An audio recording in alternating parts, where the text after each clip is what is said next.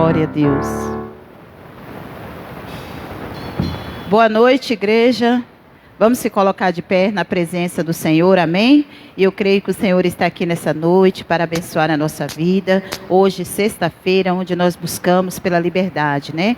A palavra de Deus diz que foi para a liberdade que Cristo vos libertou. Então, você, já somos livres, né? Para adorar o Senhor, para glorificar o nome dEle. E que nessa noite você possa entregar de todo o teu coração ao Senhor, que Ele está aqui para ouvir a tua adoração, a tua oração, para te responder em nome de Jesus, amém? Coloca a tua mão sobre o teu coração, fecha teus olhos, querido Deus e amado Pai. Aqui, Senhor, nós nos colocamos diante da tua presença nesta noite. Noite, meu Deus, que o Senhor preparou para que possamos estar aqui louvando, exaltando o teu santo nome. Meu Deus, dando ao Senhor o louvor que é devido. E que nessa noite, meu Deus, o Senhor possa ouvir o clamor de cada pessoa que está aqui diante da tua presença, porque viemos aqui para te dizer o quanto nós precisamos do Senhor. Somos dependentes de ti e sabemos, Pai, que tu és um Deus de maravilhas, um Deus que faz o impossível, aquele, Pai, que levanta o caído, que restaura as feridas, aquele, meu Deus, que ressuscita morto, que cura as feridas, assim como o Senhor curou as feridas de Lázaro. Meu Deus, que o Senhor também possa curar as nossas feridas, assim como o Senhor curou as feridas de Naamã. Que o Senhor também, meu Deus, possa sarar este homem, esta mulher nesta noite. Talvez pessoas que entrou aqui, Pai, aflito, angustiado, meu Deus, com o coração machucado, ferido. Mas eu creio em nome de Jesus que o Senhor é poderoso para restituir. O Senhor é poderoso, meu Deus, para transformar, porque tu és mestre em transformação. Assim como o Senhor transformou aquela água em vinho, eu creio também que na nossa vida não é diferente. Basta nós ir até o Senhor, pedir, como o Senhor diz. Se nós pedir o Senhor, meu Deus, quando nós vamos até o Senhor e pede, nós vamos receber. E nessa noite essas pessoas estão aqui para glorificar o teu nome, para exaltar o teu santo nome. E assim, meu Deus, te pedimos nessa noite, vem tirando, Pai, do nosso coração todo orgulho, vem purificando a nossa vida, Deus. Purifica todo o nosso ser, transforma o nosso coração, tira aquele coração, meu Deus, de pedra, coloca um coração de carne, um coração de amor como o do Senhor, um coração, meu Deus, que vem temer a Ti. Oh, Pai, porque a Tua palavra diz que o princípio da sabedoria é o temor ao Senhor, que nós possamos temer ao Senhor a cada dia da nossa vida.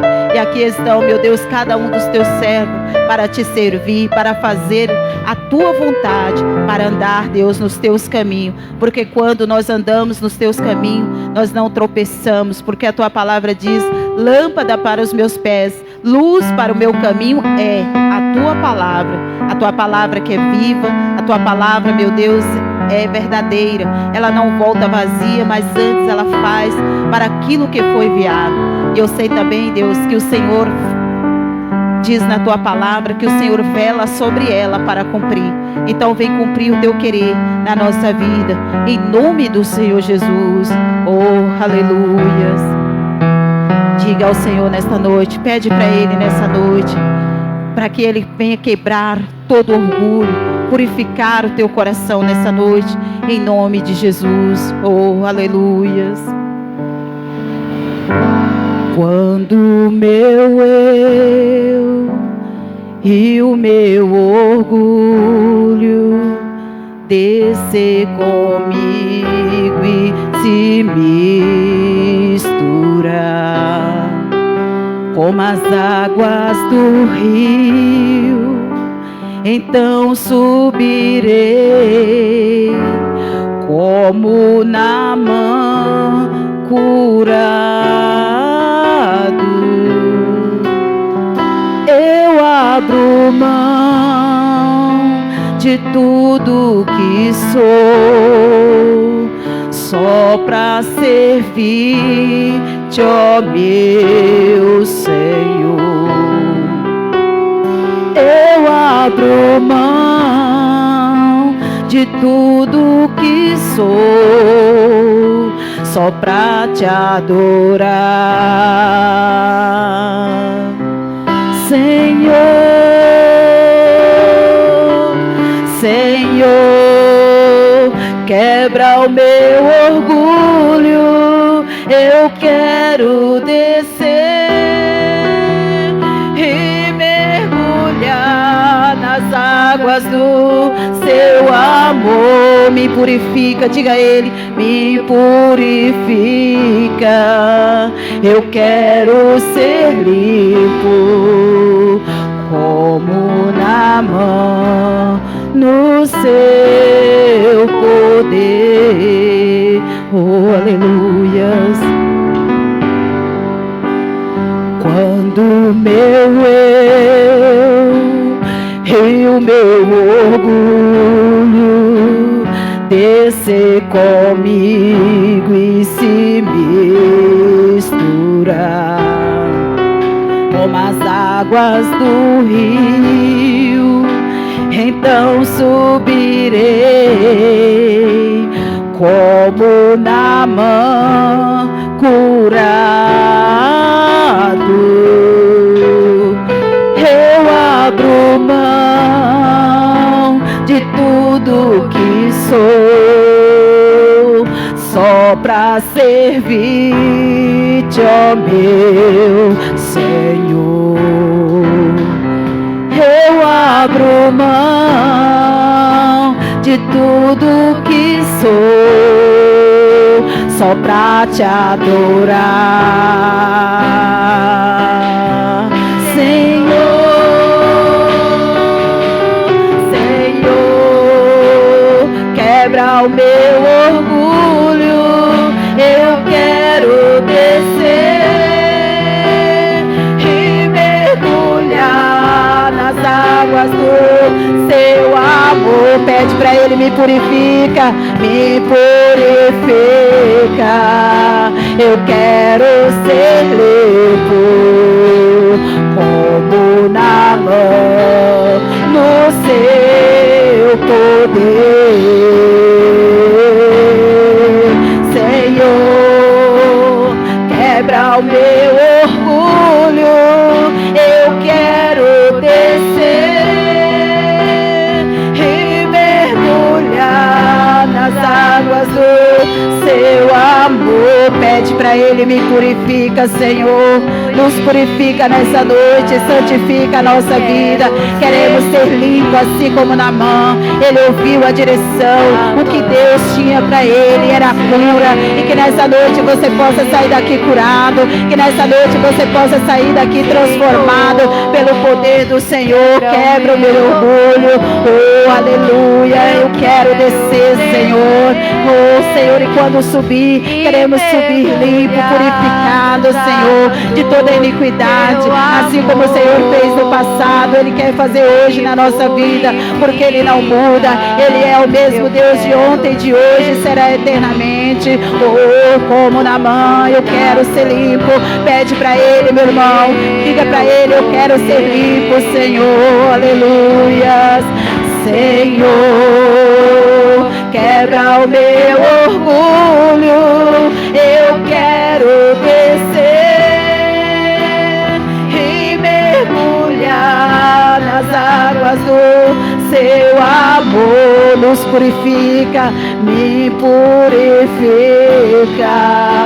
eu quero ser limpo como Naamã no seu poder. Senhor, é o que nós te pedimos nessa noite. Queremos ser limpos, purificados, Senhor, limpos de coração, porque a tua palavra diz que só os limpos de coração, esses vão ver o Senhor. Então limpa, Deus, o nosso coração, purifica, santifica. Sem a santificação nós não podemos ver o Senhor. Ah, Espírito Santo, venha nessa noite, vem trata este coração, ó Deus. Ah, Senhor, talvez essa pessoa entrou aqui triste, Pai. A tua palavra diz que na tua presença até a tristeza salta de alegria. Que possamos sair daqui felizes, porque a tua palavra também diz que o Senhor quer que a nossa alegria seja completa. Meu Deus, essa pessoa, Pai, passando por luta, por aflições muitas vezes, que alegria essa pessoa vai ter, mas quando o Senhor supre as necessidades, como o Senhor diz, que mesmo no deserto o Senhor supriria as nossas necessidades. Então eu creio, Pai, que mesmo essa pessoa passando por aflições, o Senhor os ajuda, como o Senhor ajudou o Senhor Jesus, como Ele diz, no mundo tereis aflições, mas o Senhor venceu e nós também vamos vencer. Não queremos sair daqui, meu Deus, da mesma forma que entramos. Queremos sair daqui, Deus, restituído. Queremos sair daqui edificado. Edifica a nossa vida, transforma. O Senhor tem total liberdade, meu Deus, para entrar no nosso coração. Se essa pessoa está aqui, Deus, é porque ela quer o Senhor. Oh, vem Espírito Santo, vem renovando, vem tratando, vem purificando. Meu Deus, ajuda a incredulidade dessa pessoa. Como, meu Deus, no passado aquele homem disse: Senhor, ajuda a minha iniquidade, a incredulidade, e ali, meu Deus, o Senhor os ajudou. Hoje não é diferente, basta nós pedir o Senhor, porque o Senhor disse: aquele que pede recebe, aquele que bate a porta se abre. Então nós estamos aqui crendo que, como a tua palavra diz, que foi para a liberdade que o Senhor nos libertou, somos livres, somos sarados. Ah, meu irmão, que você possa sair daqui nesta noite glorificando o Senhor e tendo a certeza que o Senhor mudou a tua história, tendo a certeza que o Senhor transformou, te curou nessa noite, assim como Ele curou Naamã. Ele quer fazer hoje, porque Ele não mudou, Ele continua sendo o mesmo Deus. Oh, aleluias. Você vai declarar, pede para Ele: Senhor, quebra o meu orgulho, aleluias.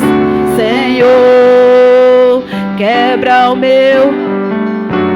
Eu quero descer, diga para Ele, e mergulhar nas águas do seu amor. Pede para Ele do fundo do teu coração: me purifica. Ele está aqui nessa noite para te purificar. Eu quero ser limpo como Naamã, no seu poder. Quebra o meu orgulho. Quebra o meu orgulho. Eu quero descer. E mergulhar nas águas do teu amor. Mergulhar nas águas do teu amor. Pede para Ele: me purifica. Me purifica. Eu quero ser limpo. Eu quero ser limpo como Naamã, no seu poder. Senhor, quebra o meu orgulho. Eu quero descer e mergulhar nas águas do seu amor. Nos purifica, Deus, me purifica. Eu quero ser limpo.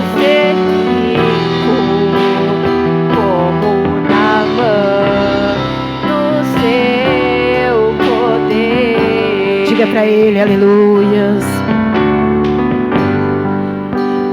Quando meu eu e o meu orgulho descer comigo e se misturar como as águas do rio, então subirei como Naamã curado. Eu abro mão de tudo que sou, só pra servir-te, ó meu Senhor.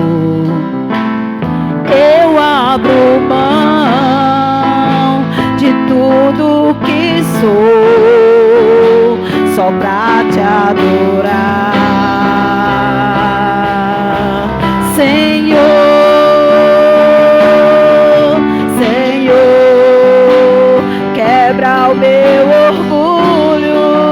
Eu quero descer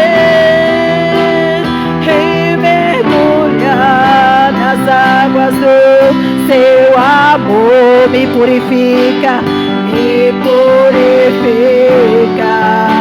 Eu quero ser limpo como na mão do seu poder.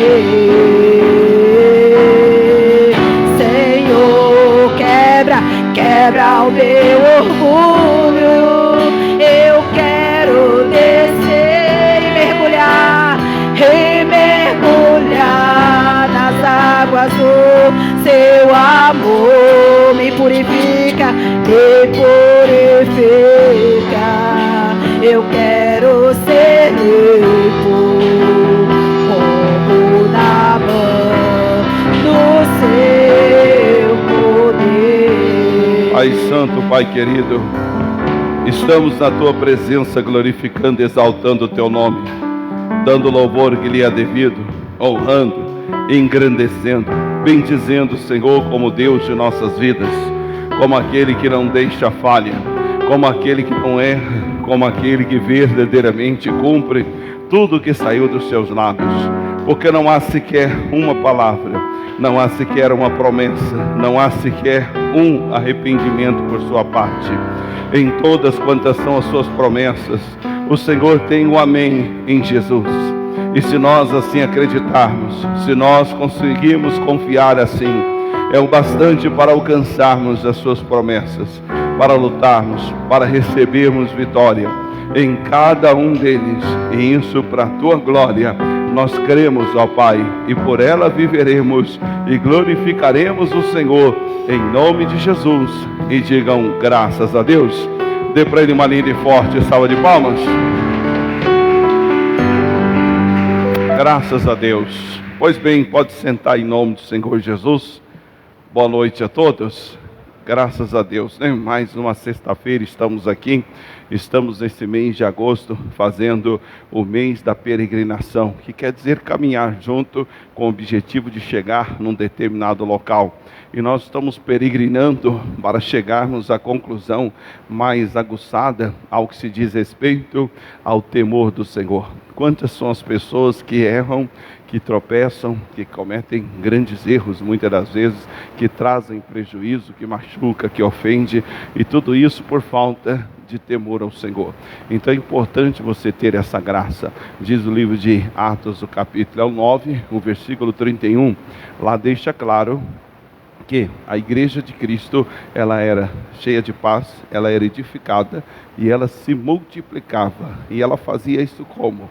Porque ela tinha duas coisas importantes. Ela tinha o temor do Senhor e ela tinha também a chamada consolação do Espírito Santo.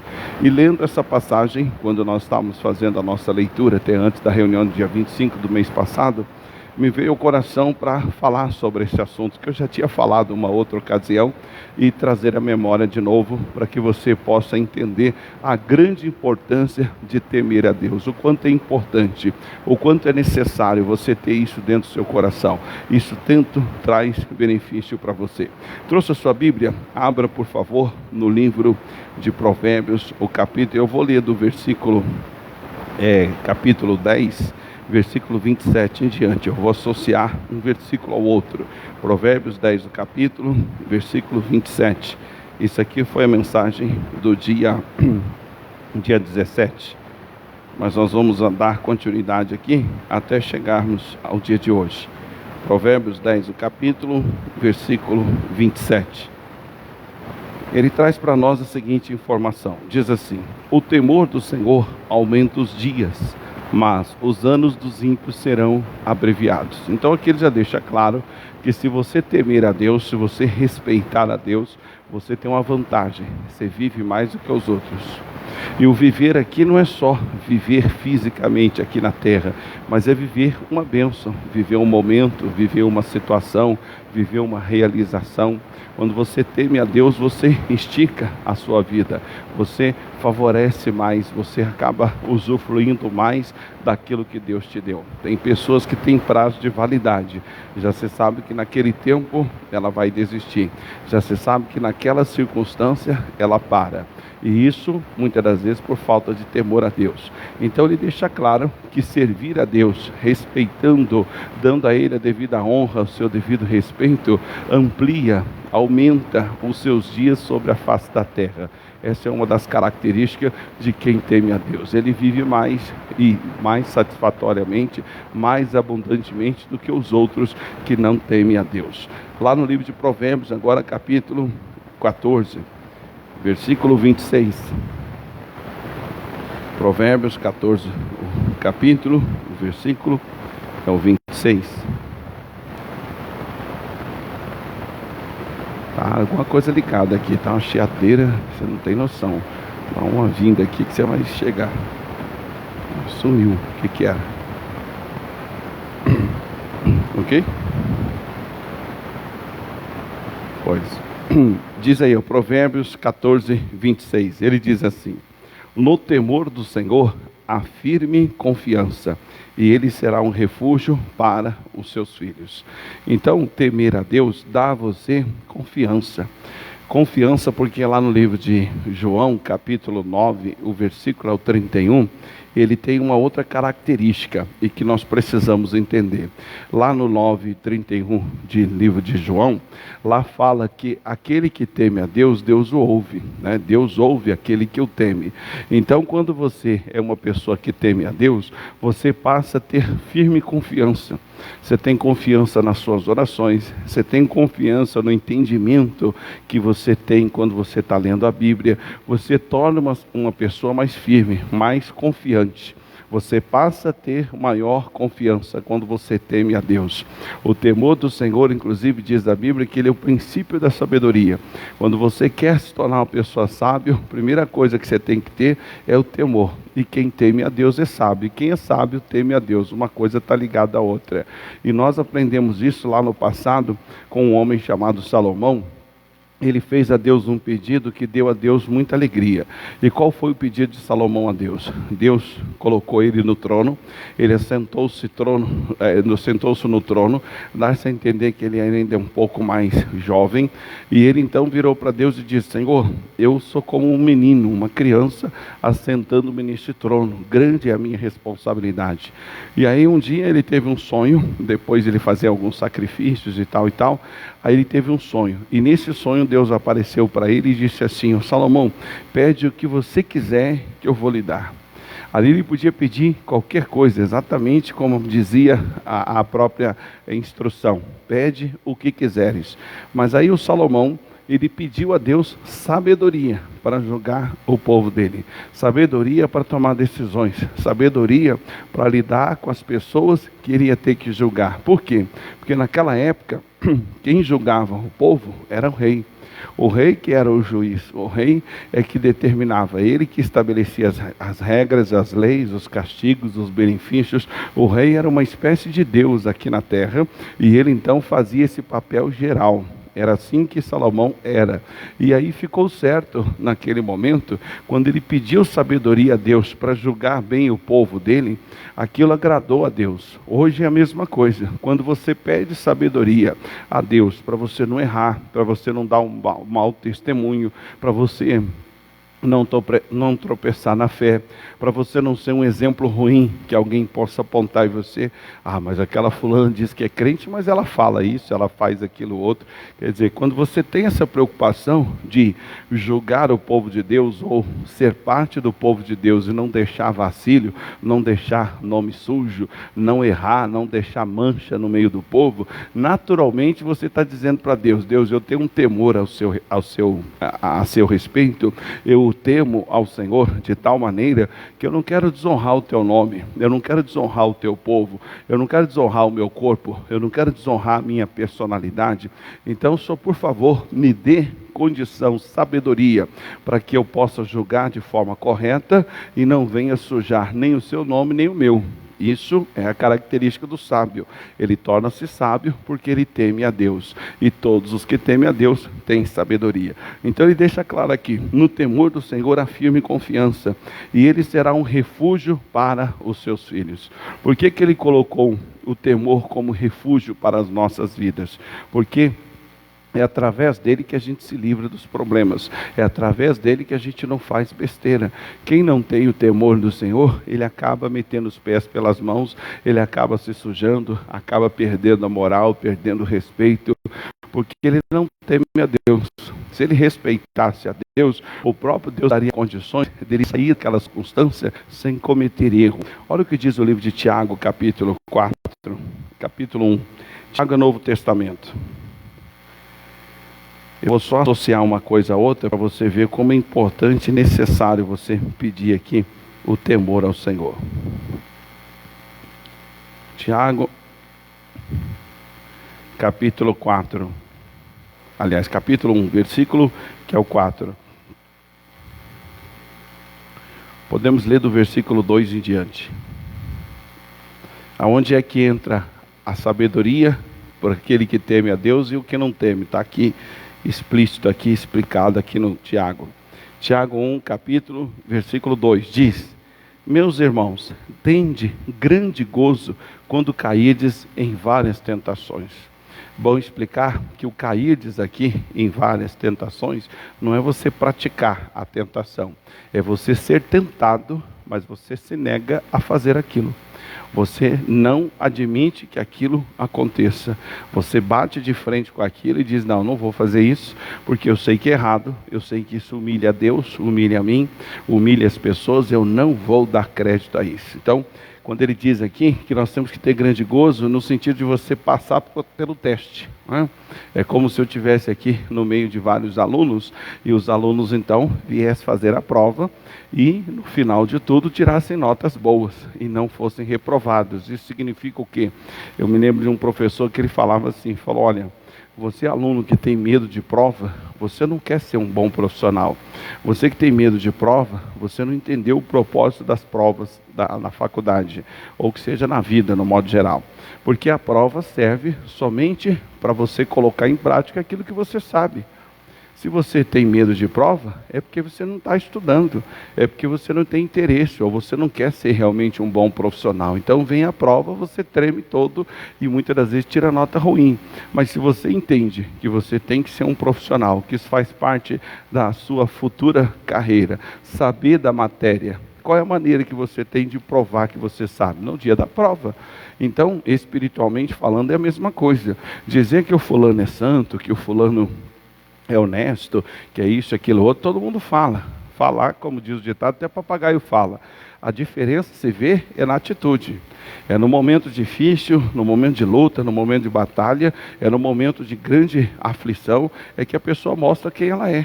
A própria Bíblia diz: se te mostrares frouxo no dia da tua angústia, tua força será pequena. Então já se deixa claro que eu vou conhecer a força de uma pessoa na angústia, é na batalha, é na luta. Não é quando está tudo vento e água fresca, como diz.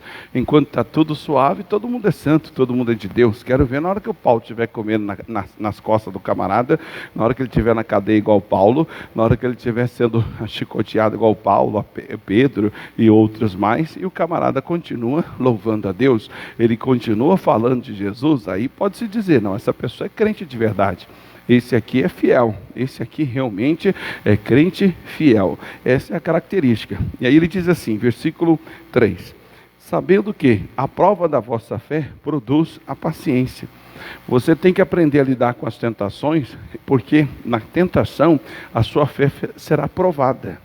É ali que você mostra se realmente você continua crendo. Por isso, conhecendo essa declaração de Tiago e lembrando da vida de Paulo, a gente entende que o camarada passou em todos os testes, porque ele disse no final da vida: combati o bom combate, acabei a carreira e guardei a fé. O próprio escritor de Hebreus, que uns dizem que foi Paulo, outros dizem que não, ele escreveu no capítulo 11 de Hebreus, versículo 6, ele diz que todo aquele que se aproxima de Deus tem que crer que Ele existe e que Ele se torna galardoador daqueles que o buscam.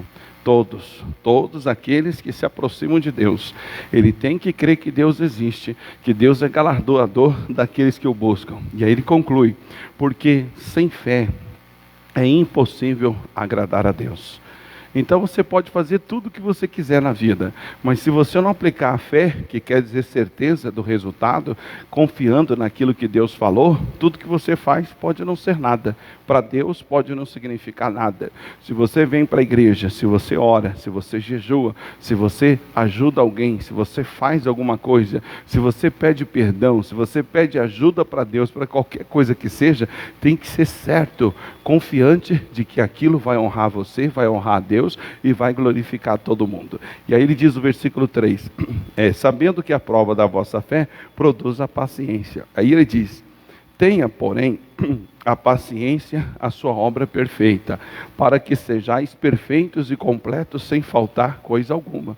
Essa é a regra. Você precisa ter na sua obra a obra perfeita, a paciência perfeita você tem que ter. Você precisa entender isso. Se você compreender isso, as coisas começam a andar. Se você entender as coisas dessa maneira, elas começam a ir para frente. Então veja que tem muita gente na igreja e muita gente na vida que é incompleta. Eu estava lembrando esses dias um fato que a gente está ajudando aí uma determinada pessoa, uma dificuldade. E aí eu estava lembrando de alguns fatos na vida. E aí Deus me fez lembrar de uma moça, que eu esqueci o nome, mas, enfim, eu esqueci o nome dela. Mas essa moça, aconteceu um fato assim estranho, muito estranho, que é difícil de aceitar, mas foi o que aconteceu. E essa moça, um dado momento, ela teve lá um problema, a mãe ficou assustada e resolveu levá-la até no psicólogo. E levou ela no problema lá, para ver qual era o problema que ela estava enfrentando. Por incrível que pareça, Priscila, Rose, lá da Vila Maria, Rose, Priscila, lá do Laércio, lá, aquele rolo todo lá. Mas enfim, essa moça tinha 17 anos, Jéssica, pois bem. E ela foi levada ao médico. E o médico de profissão, tanto o psiquiatra como o psicólogo. E depois de feito alguns exames, algumas baterias de exame, o diagnóstico da psicóloga deixou a mãe e o pai assim assustados. Mas por outro lado, eles admitiram que realmente era aquilo mesmo.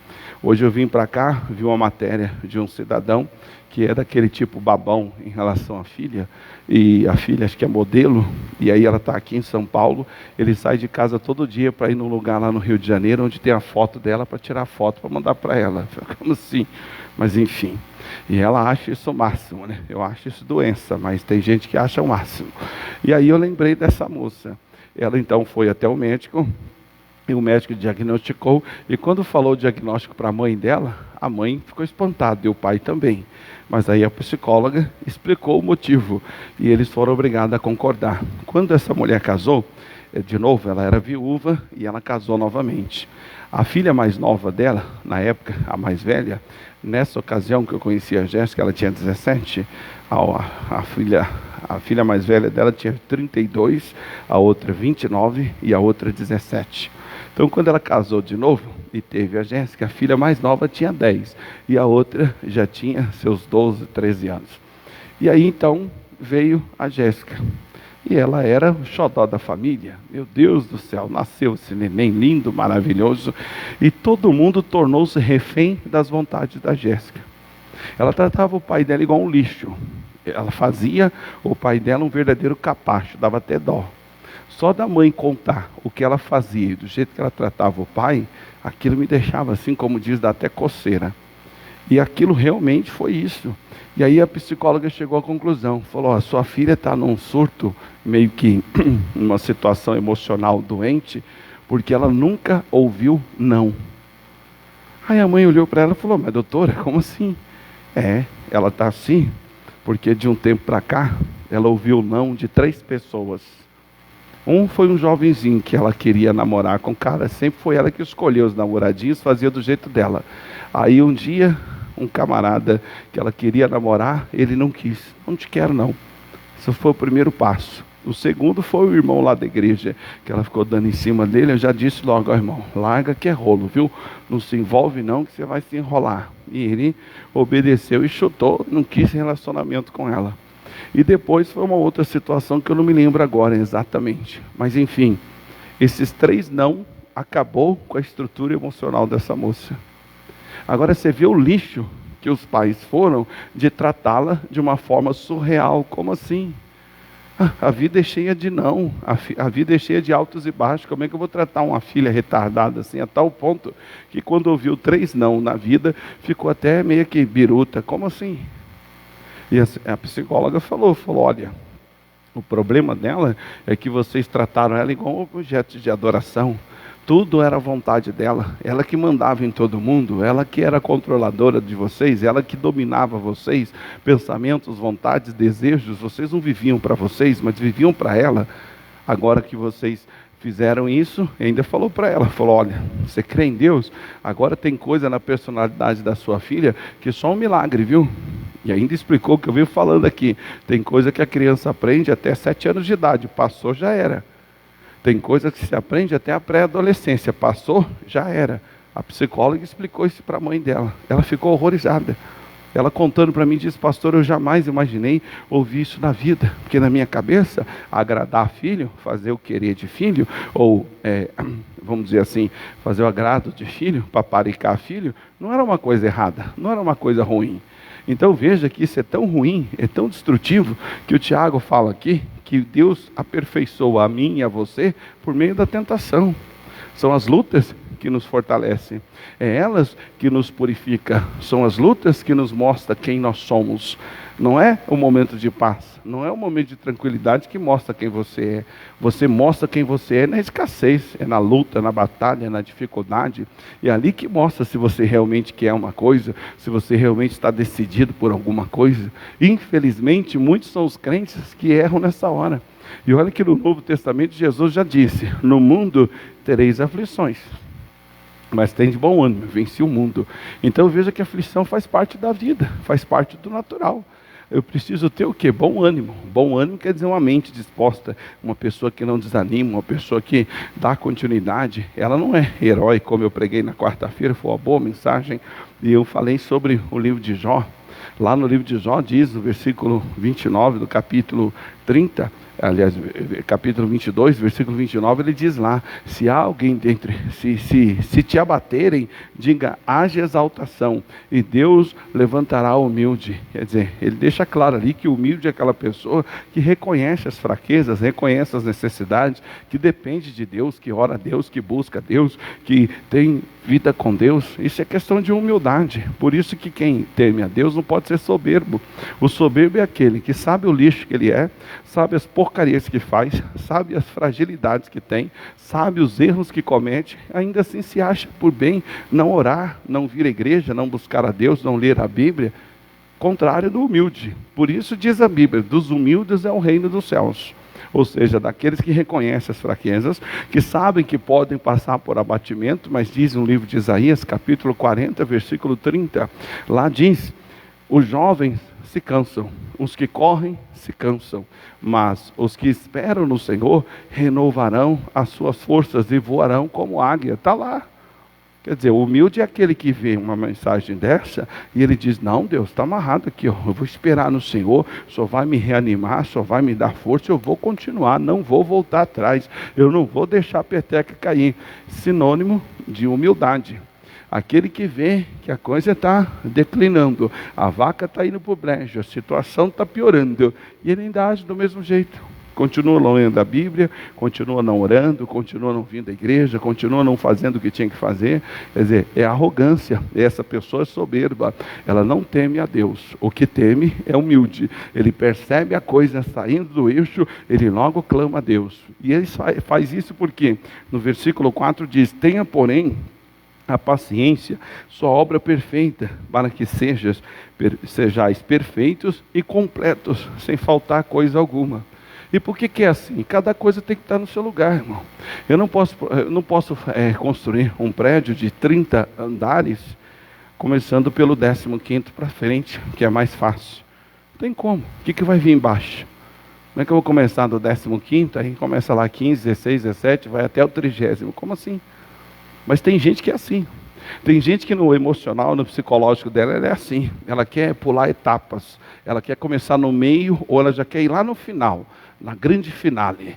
Ela quer ser, como se diz, competidor olímpico. Ela quer ter medalha olímpica, mas ela quer treinar um mesinho antes das Olimpíadas e quer ter resultado. Não existe isso.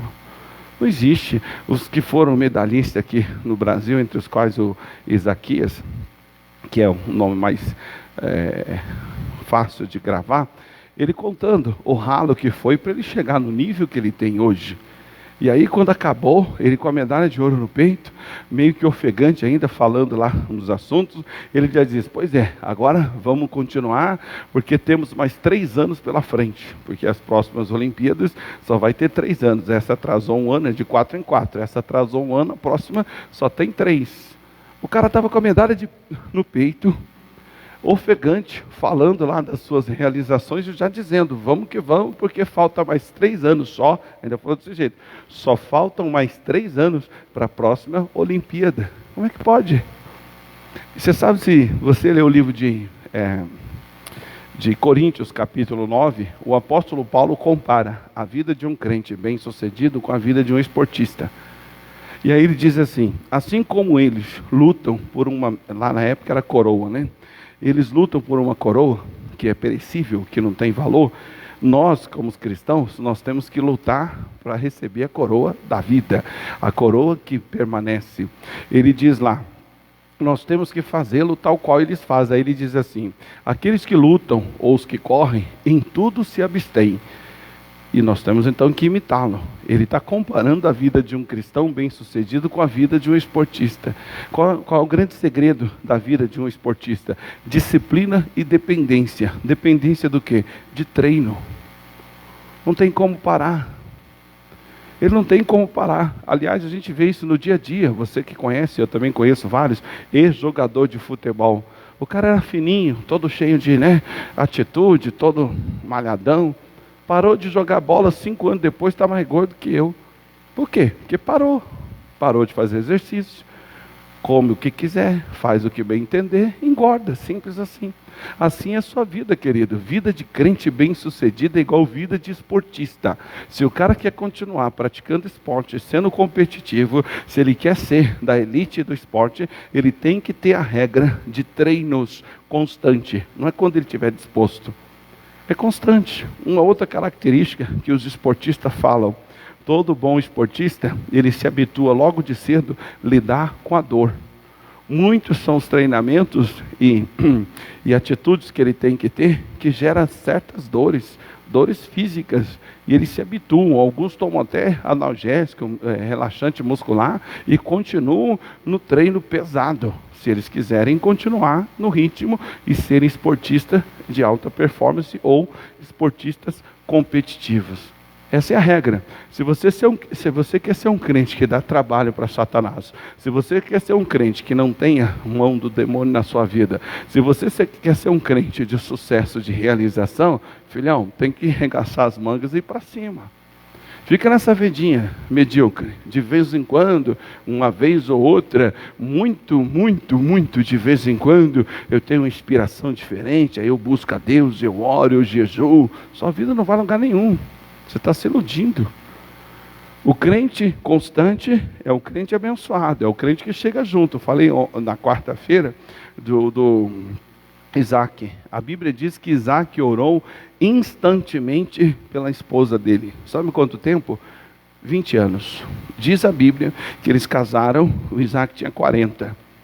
E ele começou a orar pela sua esposa para dar à luz a Jacó e a Esaú.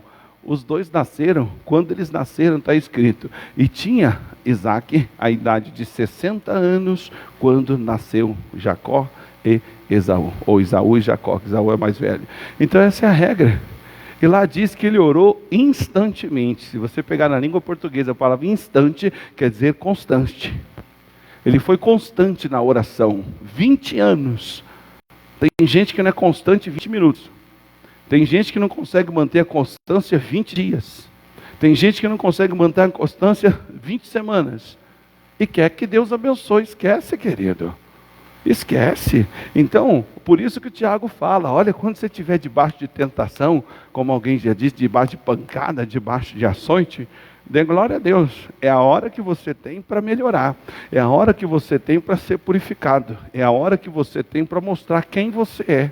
Porque dizer que você é de Deus enquanto está tudo a seu favor, enquanto o mar está calmo, todo mundo é de Deus. Quero ver você orar como estava Paulo, no meio da tempestade, o pau comendo, tudo indo a pique, perdendo tudo, já não tinha mais esperança da vida, e o camarada arrumou um jeito de orar. Eu já estive em barco grande aqui em São Paulo, um pouquinho menor que esse salão aqui, mas um pouco mais curto, mas a altura era a mesma. E aí nós fomos orar no alto mar. O cara andou, ele entrou meia hora para dentro do mar aberto. E aí parou lá para a gente orar no meio do mar. Meu Deus do céu! Muitos nem conseguiram orar, não via a hora de acabar. E as ondas, a gente olhava lá de cima, eu estava no segundo piso lá, e olhava lá de cima, as ondas não estavam muito altas. Se muito estivesse, talvez da altura desse negócio aí, mas acho que nem isso. Onda de 1 metro, 1 metro e um pouquinho, mas o negócio mexia demais. Ninguém aguentava. Estava insuportável estar em cima daquele barco. Enquanto eu orava com dificuldade, segurando nas coisas lá, segurando no lugar lá que tem para sentar, para não cair, para não se machucar, lembrando de Paulo. O negócio foi tão sério que o barco onde ele estava afundou. E o camarada orou como? Tenta imaginar. O negócio, né? Movendo para lá, para cá, aquele solavanco todo no mar. E o camarada orou. O camarada conseguiu orar. Como é que pode? Aí eu fico pensando, onde é que ele será que segurou? Deve ter segurado no mastro, de repente. Segurou lá e orou, porque sem segurar em nada ele não ia conseguir. O mar estava revolto, o navio mexia com violência, a tal ponto que afundou o negócio. Então imagine você, é nessas horas que você mostra quem você é. O Paulo também pregou num determinado local, que dá-se a entender que devia ter lá mais de 30 mil pessoas. E ele chegou lá soberano, abriu a boca e falou com sabedoria. Paulo falava 5 línguas nativas, e ele então deu um show. Todo mundo deve ter aplaudido ele. Ei, esse cara é bom. Mas o Paulo também foi apedrejado em Atos 14. Ele foi apedrejado. Alguns chegaram a dizer, até pensar que ele estava morto. E quando seus inimigos saíram, ele machucado, ferido, sangrando, se levantou. Quando quiseram dar uma aliviada para ele, passar a mãozinha nele, ele se recusou. E ele, daquele jeito, ferido, machucado, lascado, ele virou para os discípulos e diz a Bíblia que ele recobrou os ânimos deles, dizendo que com muitas tribulações alcançaremos o reino dos céus. É isso ser aprovado por Deus. Você é crente em qualquer espécie, em qualquer situação, qualquer espécie de dificuldade que você passe, você continua sendo crente, você continua confiando, você continua fazendo, você continua tendo, você continua falando, você continua acreditando, tal qual estava antes da luta chegar. Isso é temer a Deus, é não voltar atrás. É entender que na tentação você tem a oportunidade de mostrar quem você é. E aí ele finaliza, versículo 5. Se algum de vós tem falta de sabedoria, peça a Deus, que a todos dá liberalmente, e não lança em rosto, mas ser-lhe-á dada. Peça, porém, com fé, não duvidando, porque o que duvida é semelhante à onda do mar, que é levada pelo vento e lançado de uma parte para outra. Não pense tal homem que receberá do Senhor alguma coisa. O homem de coração dobre, ou de mente dividida, que quer dizer isso aqui, o homem, pessoa de mente dividida, ou de coração dobre, é inconstante em todos os teus caminhos. Se você é uma pessoa inconstante, você é inconfiável, você tem a mente dividida. Você tem um coração dobre, ou seja, seu coração não é puro, não é único. A sua mente não é única em relação ao que você quer. Por isso que quando vem a tentação você oscila. Pessoa que é única, que é certa no que quer. Um dia eu falei um exemplo, posso até falar aqui, é um exemplo esdrúxulo que eu dei, mas eu sabia da vida do camarada, eu já rasguei assim.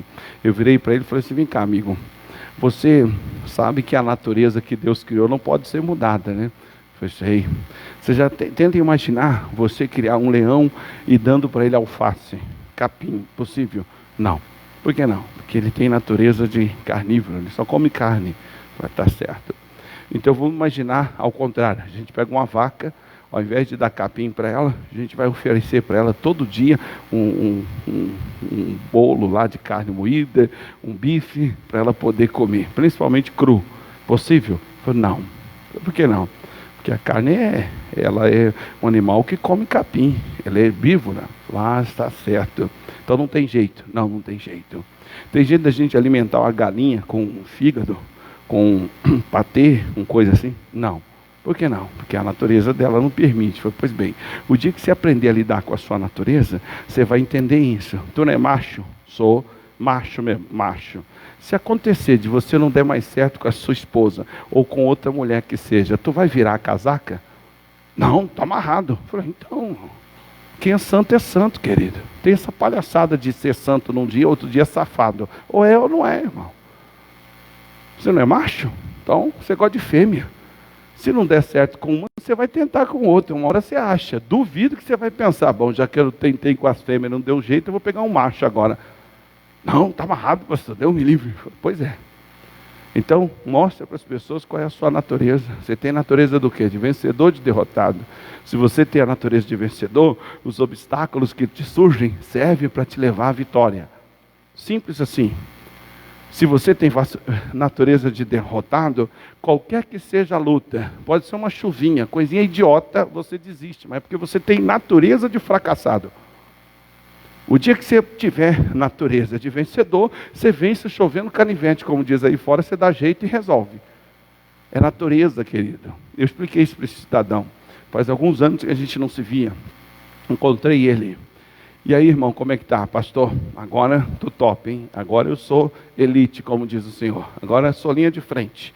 Falei, mas até então, irmão, você que está me falando. Eu preciso ouvir das pessoas. E aí tinha outro do lado e falou, pastor, mudou.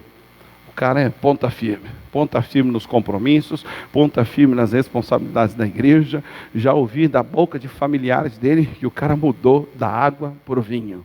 Essa é a característica. Quando você entende a sua natureza e você não tem mente dividida, coração dobre ou mente dividida, você é capaz de fazer tudo o que Deus manda você fazer. Você é capaz de ir até o fim. As tentações vão servir para completar você, para melhorar você e não para te fazer desistir. As tentações virão para colaborar contigo e não para te derrubar, para te melhorar e não para te destruir. Agora, se a mente não estiver certa, se a mente não estiver convicta, se você achar que de repente não der certo aqui, eu vou para outro lá, se não funcionar aqui, eu vou para outro ali, aí não adianta. Aí você não consegue chegar a lugar algum. Por isso, o Tiago foi brilhante quando explicou isso aqui. Se você está passando por uma tentação, peça a Deus sabedoria. Tema a Deus, não queira sujar o nome dele nem o seu, não queira jogar na lata do lixo que ele te deu, e peça sabedoria para suportar essa tentação e sair do outro lado mais forte do que nunca. É obrigação sua. E quando pedir, peça com fé, em nada duvidando. Porque se você duvidar, você será tratado pela vida igual a onda do mar. A onda do mar, você já foi na praia, você sabe disso. Vem o vento e joga ela lá no meio das águas. Aí volta o vento, sopra e vem ela para cá. Né? Então ela vai e volta. Ela é inconstante. Assim é a pessoa que tem a mente dividida. A pessoa que não é convicta do que nasceu para ser. A pessoa que não tem convicção do que quer da vida. Ela é assim. Ela é igual a onda do mar, levada de um lado para o outro. E olha, nem Deus pode resolver. Então tema a Deus. Tema a Deus dessa forma. Buscando a dele sabedoria para suportar as tentações, sabendo que a tentação vai te privilegiar e vai te fazer crescer. Tempos atrás eu atendi uma pessoa, fiz a ela algumas perguntas e me fez lembrar até de outros fatos. Fiz a ela uma pergunta e a pergunta foi: você quer mudar mesmo? Quero. Você tem que mudar o seu conceito, você tem que mudar os seus pensamentos. Na Vila Maria ia lá 2 pessoas que eram do homossexualismo. E aí iam as 2 juntas. Passado um tempo, uma deixou de ir, só foi a outra. E ela ficou lá, firme. Aí um dia ela me procurou: pastor, queria que o senhor orasse por mim. Tá bom, vou orar por você. Por quê? Aí ela falou, rasgou: olha, eu descobri que é errado, assim, assim, assado, eu assisto ao missionário, isso, aquilo, outro e tal. E queria que o senhor orasse por mim. Eu, tá bom, eu vou orar por você. Mas aí me veio aquele instalo santo que Deus dá. E eu disse para ela: antes de orar, deixa eu fazer uma pergunta. Você está convicta de que a coisa é certa não ser homossexual? Ah, estou. Baseado em quê? Ah, porque eu li na Bíblia, porque eu ouvi e tal. Tá certo. Deixa eu te fazer uma pergunta. Você vai viver sozinho o resto da vida? Não. Foi de Deus o negócio. Vai viver sozinho o resto da vida? Não. Bom, então, na oração já vou incluir aqui que Deus abençoar você, para você arrumar um homem para te fazer feliz. Ela torceu o nariz e disse: ah, eu não quero saber essa coisa nojenta não. Eu falei: então não vou nem perder meu tempo. Que coisa nojenta, que palhaçada é essa? Deus fez macho e fêmea, ponto. Não tem nada de nojento. Se você não quer viver sozinha, não quer viver com macho, daqui a pouco você está com outra mulher por aí. Então não vou perder meu tempo, vou nem orar por você, eu não orei mesmo não. Ela ficou olhando para minha cara assim, meio assustada. Eu falei: ó, tenha convicção do que você quer daqui para frente, você vem me procurar de novo. E ela continuou indo lá. Depois eu acabei sendo transferido, não sei o que deu. Mas falei na cara dela, falei: não vou perder meu tempo. Então tem gente que é assim, ele quer vir para a igreja, ele quer ser uma bênção, mas não quer parar de fumar. Ele quer vir para a igreja, quer ser uma bênção, mas não quer parar de assistir porcaria. Quer vir para a igreja, quer ser uma bênção, mas quer ajudar mais as pessoas da família do que qualquer outro ser humano. Ele quer ser uma bênção, quer estar na igreja, quer ser uma bênção, mas não quer fazer o que cabe a ele. Não funciona, irmão.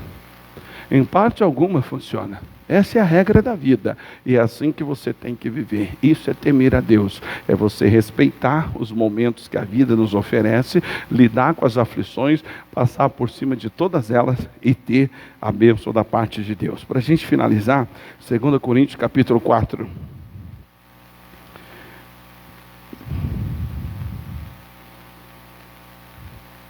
O apóstolo Paulo, ele fala aqui umas coisas interessantíssimas. Por isso que nós precisamos ser humildes. 2 Coríntios 4, capítulo, versículo 7, diz aqui: temos, porém, esse tesouro em vasos de barro, para que a excelência do poder seja de Deus, e não de nós. Então veja que Deus é grande, Deus é soberano, Senhor, céus e terra, porém, nós somos vasos de barro. Nós temos fragilidades. Então ele está dizendo: apesar de você crer num Deus magnânimo, um Deus superior, um Deus top, você é barro, eu sou barro, nós somos barro. E aí ele conclui, versículo 8: em tudo somos atribulados, mas não angustiados, perplexos, mas não desanimados, perseguidos, mas não desamparados, abatidos, mas não destruídos. Por isso que a pessoa que se entrega, não se pode dizer que foi Deus, nunca. E não se pode dizer que foi o diabo também, foi ela. Aqui diz que em tudo somos atribulados, mas não angustiados. Atribulado eu posso ser, aflito eu posso ser, mas não ficar angustiado. Alguns chegam ao ponto de tirar até a própria vida, ou pelo menos pensar nisso. Não posso. Aqui diz perplexo. Perplexo sabe o que quer dizer? Escandalizados. Boca aberta. Não acredito nisso. Pode acontecer, você pode ficar perplexo, mas isso não pode desanimar você. Chutar o pau, porque ninguém vale nada mesmo, ninguém merece, por aí fora. Perseguidos, mas não desamparados. Ou seja, naquele momento de perseguição, de luta e batalha, Deus está contigo. Abatidos, que quer dizer enfraquecidos, mas não destruídos. Característica de quem teme a Deus. Ele sabe que ele vai ser atribulado, mas não angustiado. Ele sabe que ele poderá ser perseguido, mas não desamparado. Ele sabe que ele poderá ficar escandalizado, perplexo, mas não desanimado. Ele sabe, está dentro dele. E por temor a Deus, ele está sempre buscando as coisas de Deus para não fazer besteira, para não pecar, para não errar. Esta é a característica de quem teme a Deus. Feche os seus olhos. Pai, em nome de Jesus, nós estamos concluindo essa campanha e sabemos que o Senhor virá nos trazer essa grande bênção. Pois lá no livro de Provérbios, que é o capítulo 15, versículo de hoje, ele deixa bem claro que a sabedoria do Senhor, ela é dada a todo aquele que teme o Senhor. É o princípio. É para começar a ser sábio, tem que temer o Senhor. Esta é a regra.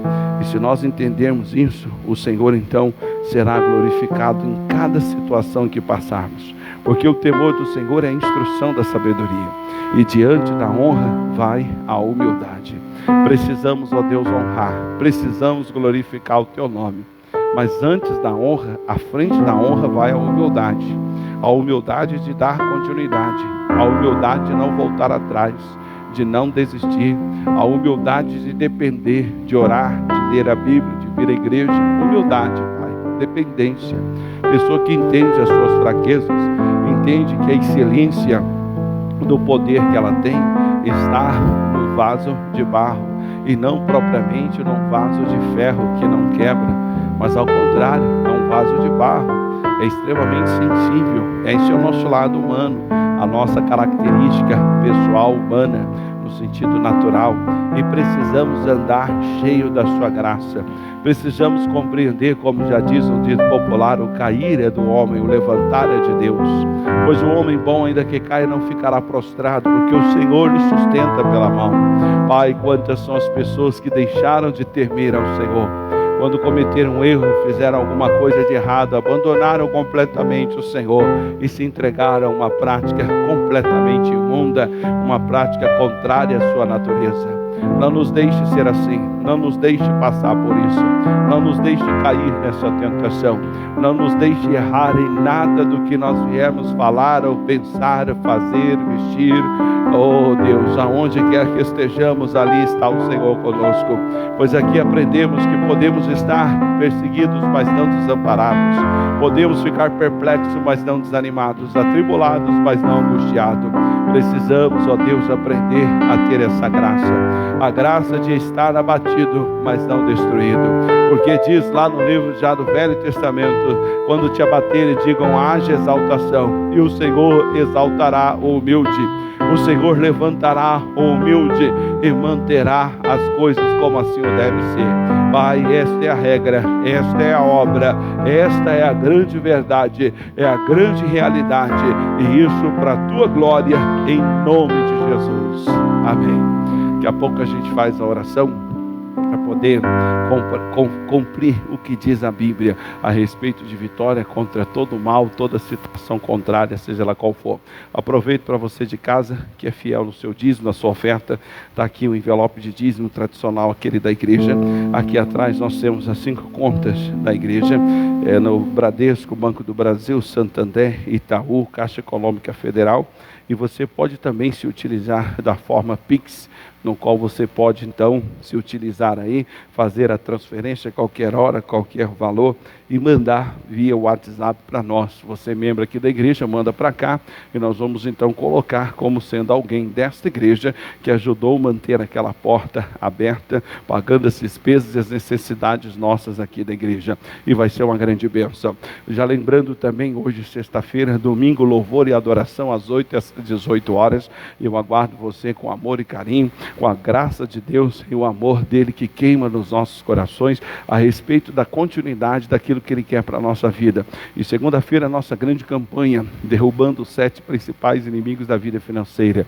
E na segunda-feira nós vamos falar de um dos grandes, chamado ansiedade. Vai ser uma grande bênção. Dia 31, pastor Almeida vai estar aqui conosco numa terça-feira para finalizar essa campanha com chave de ouro. Vai ser uma grande bênção, tá certo? Então fique você aí de casa na bênção do Senhor, e a gente volta no domingo em nome de Jesus.